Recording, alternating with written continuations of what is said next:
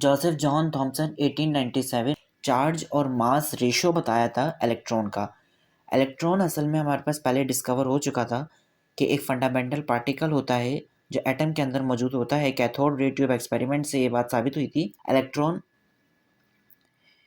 क्या चीज़ है ये बात हम पहले भी बता चुके थे, लेकिन उसका मास क्या है, मास माने वज़न, और चार्ज क्या है कि उसके ऊपर चार्ज कितना होता है, वो चीज़ उसका रेशो जे थॉमसन ने 1897 के अंदर डिस्कवर किया था। उन्होंने भी डिस्चार्ज ट्यूब ही ली थी। डिस्चार्ज ट्यूब वो ट्यूब होती है जिसके अंदर वेरी हाई वोल्टेज होता है और वेरी लो प्रेशर होता है, ताकि छोटे से छोटा पार्टिकल, इलेक्ट्रॉन एक फंडामेंटल पार्टिकल है, तो वो भी हमारे पास बआसानी उसका वॉल्यूम इंक्रीज हो और वो डिस्चार्ज ट्यूब के अंदर नज़र आए। ये डिस्चार्ज ट्यूब उन्होंने यूज़ करी। इस डिस्चार्ज ट्यूब के अंदर ये जो आपके पास है, ये कैथोड है और ये एनोड है। इसके ऊपर नेगेटिव चार्ज से, ये बैटरी के नेगेटिव चार्ज से ज्वाइंट होगा और ये पॉजिटिव चार्ज से ज्वाइंट हुआ होगा।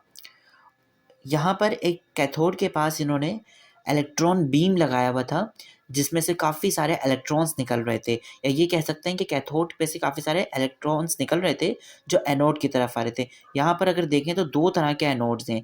एक एनोड हमारे पास इस इलेक्ट्रॉन को अपने अंदर से पास करवा रहा था, और ये वाला जो हमारे पास एनोड है, ये बिल्कुल यहाँ से और ज़्यादा वोल्टेज को कम कर सॉरी और ज़्यादा प्रेशर को कम करके इस के खाली इलेक्ट्रॉन ही यहाँ से पास हो पाए, कुछ और चीज़ ना पास हो पाए, ताकि हम सिर्फ प्रॉपरली तौर पर इलेक्ट्रॉन ही को मेजर कर सकें। इस वजह से दो जगह पर साइंटिस्ट ने एनोड लगाए। उसके बाद अगर आप देख रहे हैं, इलेक्ट्रिक फील्ड लगाई हुई है और फिर उसके बाद मैग्नेटिक फील्ड लगाई हुई है। इन दोनों फील्ड्स का क्या काम है मैं आपको अभी आगे बताता हूँ एक्सपेरिमेंट में। उसके अलावा इन्होंने लास्ट में एक फ्लोरेसेंट स्क्रीन लगाई हुई है। यहाँ पर देखें ग्रीन कलर हुआ है। ये फ्लोरेसेंट स्क्रीन के पास एक इधर इस तरीके से एक मेजरिंग स्केल भी था, जहाँ से चार्ज और मास रेशो मेजर हुआ था। वो वैल्यू किस तरीके से मेजर हुई थी वो भी मैं आपको बताऊंगा, लेकिन उससे पहले ये देख लें कि फ्लोरेसेंट स्क्रीन का काम क्या था कि जो इलेक्ट्रॉन इन फील्ड्स में से, इन इलेक्ट्रोड कैथोड में से गुजर कर यहाँ पर पहुँचेंगे, वो फ्लोरेसेंस प्रोड्यूस करेंगे। वो यहाँ पर आकर चमक प्रोड्यूस करेंगे और यहाँ पर आकर अटैक होंगे, यहाँ पर आकर कोलाइड होंगे, और फिर वो नज़र आ जाएंगे कि वो किस जगह पर कोलाइड हो रहे हैं, और फिर उसके हिसाब से ही हमारे पास चार्ज और मास रेशो डिस्कवर हो पाएगा। उसकी वर्किंग इन्होंने कुछ इस तरीके से करी थी कि whenever tungsten filament is heated, जब टंगस्टन फिलामेंट जो कैथोड है, ठीक है, मैंने कहा वहाँ पे एक फिलामेंट लगाया हुआ था जिसको हीट करने पर इलेक्ट्रॉन्स आर इमिटेड, इलेक्ट्रॉन्स क्या हुए, इमिटेड हुए, वहाँ से निकलना शुरू हुए from the surface of the filament, surface of the filament से इलेक्ट्रॉन निकले। Then they move towards the circular metallic plates, और फिर वो मेटेलिक प्लेट्स यानी कि कैथोड की तरफ मूव हुए। Which plates are connected to the battery, electron are pass from cathode to whole of anode. Anode के अंदर जिस तरह मैंने आपको भी नीचे दिखाया है कि उन्होंने हॉल करा हुआ था, उसके अंदर से वो पास हुए। Then the electron are collide on O dash, electrons जो हैं वो आपके पास कोलाइड हुए थे ओ पर। अब यहाँ आप देखें कि कैथोड से इलेक्ट्रॉन गए एनोड से पास होकर, और फिर उसके बाद यहाँ पर आकर कोलाइड हो गए, ये कहलाता है ओ। मेजरिंग स्केल पर जो आपके पास जगह मौजूद थी जहाँ पहली बार इलेक्ट्रॉन कोलाइड हुआ था, उसको उन्होंने ओ का नाम दिया था। उसके बाद इन्होंने देखा कि ये इलेक्ट्रॉन ही आ रहा है या कोई और चीज़ आ रही है, और अगर इलेक्ट्रॉन ही आ रहा है तो वो कितना ज़्यादा किसी फील्ड के आने पे मूव होता है, उसकी फोर्स ऑफ अट्रैक्शन पता करने के लिए, ताकि चार्ज हमारे पास पता चल जाए। क्योंकि जब कोई भी दूसरी फील्ड लगाई जाती है इलेक्ट्रॉन के लिए, तो फिर इलेक्ट्रॉन की अट्रैक्शन पता चलेगी। ये जैसे मिसाल के तौर पे अगर इलेक्ट्रिक फील्ड लगाई हुई है तो इलेक्ट्रिक फील्ड से इलेक्ट्रॉन की अट्रैक्शन पता चलेगी, या मैग्नेटिक फील्ड लगाई हुई है तो मैग्नेटिक फील्ड से भी इलेक्ट्रॉन की अट्रैक्शन और उसके मास की मेजरिंग हो पाएगी। अब इन दोनों फील्ड्स का मकसद यही था, एक एक करके ये दोनों फील्ड्स अप्लाई होंगी। मैं आपको दिखाता हूँ कि उन्होंने किस तरीके से अप्लाई करी थी। इस डायग्राम के अंदर देखें तो इस डायग्राम के अंदर उन्होंने electron are move is upward and hit on the other side due to negative charge are present in the downside। क्या कह रहे हैं कि यहाँ पर इन्होंने अभी सिर्फ इलेक्ट्रिक फील्ड अप्लाई करी है, अभी मैग्नेटिक फील्ड ऑफ रखी हुई है। पहले तो इलेक्ट्रॉन हमारे पास सीधा ओ पर यहाँ पर मेजरिंग स्केल के ऊपर जो ओ पॉइंट था जिसको उन्होंने ओ का नाम दिया था, वहां पर आके कोलाइड हुआ था। लेकिन अब वो वहां कोलाइड नहीं होगा क्योंकि इन्होंने क्या अप्लाई कर दिया, इलेक्ट्रिक फील्ड। इलेक्ट्रिक फील्ड में भी यहाँ पर अगर गौर करें तो यहाँ पॉजिटिव चार्ज मौजूद है और यहाँ पर नीचे की तरफ नेगेटिव चार्ज मौजूद है। जैसे ही इलेक्ट्रिक फील्ड अप्लाई हुई वैसे ही इलेक्ट्रॉन देखें ऊपर की तरफ मूव हो गया। ये येलो कलर की जो लाइन जा रही है ये इलेक्ट्रॉन की थी। इलेक्ट्रॉन जो है वो ऊपर की तरफ मूव हो गया। इसका मतलब क्या हुआ, ऊपर की तरफ जाने का मतलब कि ये पॉजिटिव चार्ज की तरफ अट्रैक्ट हो रहा है क्योंकि इस पूरे के पूरे हिस्से पर पॉजिटिव चार्ज मौजूद है। अब यहाँ पर अगर पॉजिटिव चार्ज मौजूद है तो इसका मतलब कि यहाँ पर क्या मौजूद है, पॉजिटिविटी मौजूद है। और जहाँ पॉजिटिविटी मौजूद होगी वहाँ इलेक्ट्रॉन अट्रैक्ट होगा क्योंकि इलेक्ट्रॉन के खुद के ऊपर चार्ज क्या था, नेगेटिव चार्ज था, जो कैथोड रे ट्यूब एक्सपेरिमेंट से साबित हो चुका था कि एक फंडामेंटल पार्टिकल है जिसके ऊपर नेगेटिव चार्ज मौजूद है। अगर वो नेगेटिव चार्ज, अगर उसके ऊपर वाकई नेगेटिव चार्ज है तो जाहिर है वो पॉजिटिव की तरफ अट्रैक्ट होगा। तो इलेक्ट्रिक फील्ड आने से इन्हें ये बात भी मालूम हो गई। उसके बाद जो सबसे अहम चीज़ थी वो मैग्नेटिक फील्ड थी। इलेक्ट्रिक फील्ड के जरिए चार्ज पता चला था, लेकिन मैग्नेटिक फील्ड से इन्हें उसका रेशियो पता चलेगा, जहाँ से हमारे पास इलेक्ट्रॉन की जो सबसे अहम चीज़ है कि उसका वजन कितना है। आप खुद अंदाज़ा लगा सकते हैं कि एटम कितना छोटा पार्टिकल होता है। विलियम क्रॉक्स ट्यूब एक्सपेरिमेंट ने कितना ज़्यादा कम प्रेशर किया था, इस वीडियो का लिंक मैं आपको डिस्क्रिप्शन में दे दूंगा। तो उसके बाद जाके हमारे पास इलेक्ट्रॉन डिस्कवर हुआ था, कैथोड रेज बाहर आई थी।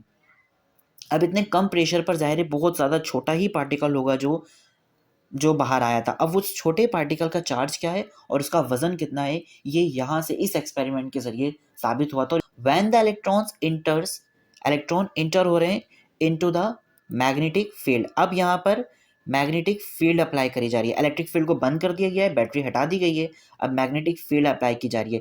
So it's accelerated. जैसे ही मैग्नेटिक फील्ड अप्लाई होगी तो इलेक्ट्रॉन क्या हो जाएंगे, एक्सेलरेटेड हो जाएंगे। एक्सेलरेटेड माने कि उनका एक्सेलरेशन यानी कि उनके जो वेलोसिटी है, जो उनका मूव होना है वो बढ़ जाएगा, उनकी स्पीड बढ़ जाएगी। And the move circular path, और वो किस में मूव होंगे, सर्कुलर पाथ में। उसकी वजह क्या है कि अगर आप यहाँ देखें कि जैसे ही इन्होंने इलेक्ट्रिक फील्ड अप्लाई करी, जैसे ही इन्होंने इलेक्ट्रिक फील्ड अप्लाई करी हमारे पास, तो ये यहाँ से मूव होकर, ये दो कंडीशंस तो वो है, ये पुरानी वाली कंडीशन है, ये दोनों कंडीशंस, ये दो कंडीशंस तो वो कंडीशंस हैं जो आपके पास पहले की कंडीशंस थी।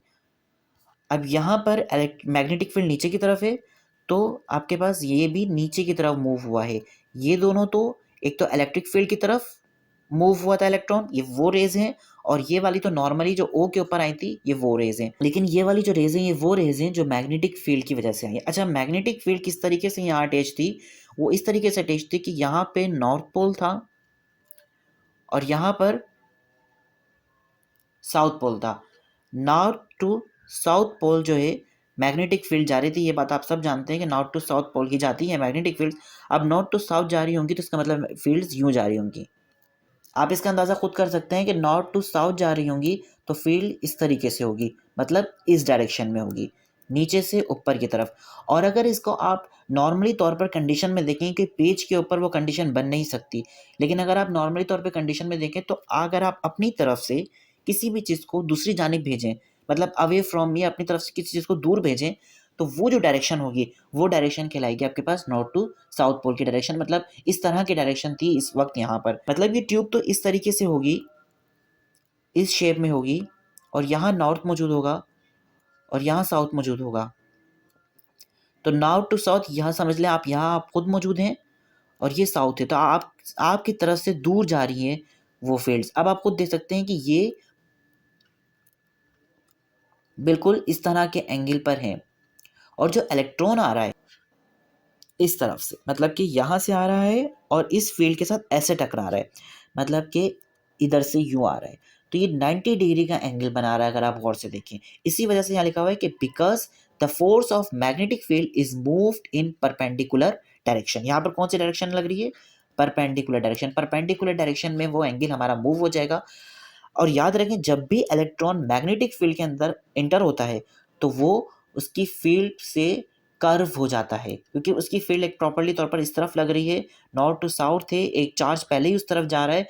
अब जब इलेक्ट्रॉन भी एक और खुद भी वो चार्ज है, जब वो भी उसके अंदर आएगा तो वो इस तरीके से मूव हो जाएगा।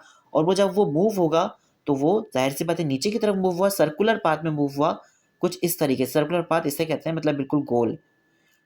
अब यहाँ पर मिसाल के तौर पर आपके पास मैग्नेटिक फील्ड है, अब यहाँ से इलेक्ट्रॉन आ रहा है तो वो इस तरीके से मूव हो गया सर्कुलर पाथ में, गोल घूम गया, तो ये उसके गोल घूमने की कंडीशन है। ये इस तरीके से यहाँ आया और ऐसे घूम के ऐसे हो गया। तो ये जो गोल घूमना था, आप कितनी मैग्नेटिक फील्ड उन्होंने लगाई, कितना उसने कर्व लिया, उसका एंगल क्या था, या जितनी इलेक्ट्रिक फील्ड लगाई यहाँ पर उसने कितना कर्व लिया, उसका एंगल क्या था, इस तरह तमाम एंगल्स वगैरह नोट कर कर जो यहाँ पर मेजरिंग स्केल था उसे मेजर करके साइंटिस्ट ने इसका चार्ज टू मास रेशियो बताया, एक वैल्यू बताई।